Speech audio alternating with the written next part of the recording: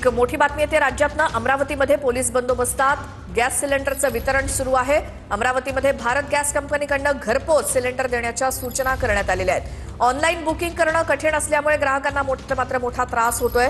सिलेंडरसाठी ग्राहकांच्या एजन्सीजमध्ये रांगा लागल्या आहेत। त्यामुळे पोलीस बंदोबस्तामध्ये अमरावतीत गॅस सिलेंडरचं वितरण सध्या सुरू आहे। भारत गॅसच्या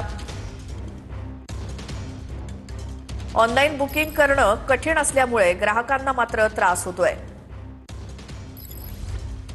या संदर्भात माहिती आपण घेऊयात। आमचे प्रतिनिधी स्वप्नील उमाप आपल्या सोबत जोडले गेलेत। स्वप्नील, अमरावतीमध्ये आता काय सुरू आहे गॅस वितरणसाठी?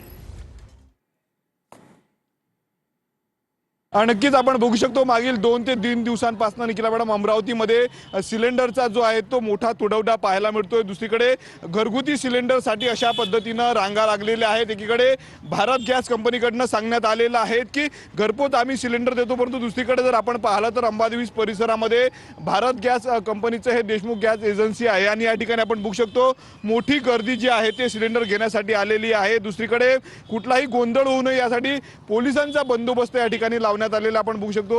मुख्य ठिकाणी पोलिसांचा बंदोबस्त लावण्यात आलेला आहे। सोबतच त्यांच्या सोबतीला होमगार्डचा देखील जो आहे तो बंदोबस्त या ठिकाणी लावण्यात आलेला आहे। अमरावती शहरातल्या अनेक गॅस एजन्सीवर जर आपण पाहिलं तर हीच परिस्थिती आहे। दुसरीकडे विदर्भात तापमान जे आहे ते मोठ्या प्रमाणावर वाढलेलं आहे।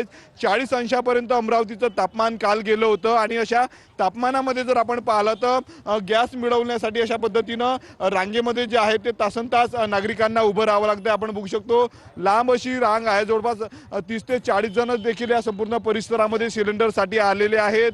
मोठी कोंडी जी आहे ती सिलेंडरची होत आहे। आखाती देशामध्ये ज्या पद्धतीनं युद्ध सुरू आहे आणि या युद्धाचा परिणाम जो आहे तो सर्वसामान्यांपर्यंत येऊन पोहोचलेला आहे। सर्वसामान्यांनी आता चूल कशी पेटवायची असा प्रश्न जो आहे तो निर्माण झालेला आहे। आपण पुन्हा एकदा बघू शकतो रगरगत्या उन्हामध्ये जे आहे ते संपूर्ण नागरिक जे आहेत ते धन्यवाद या सगळ्या माहितीसाठी। अमरावतीमध्ये गॅस वितरण पोलीस बंदोबस्तात सुरू आहे।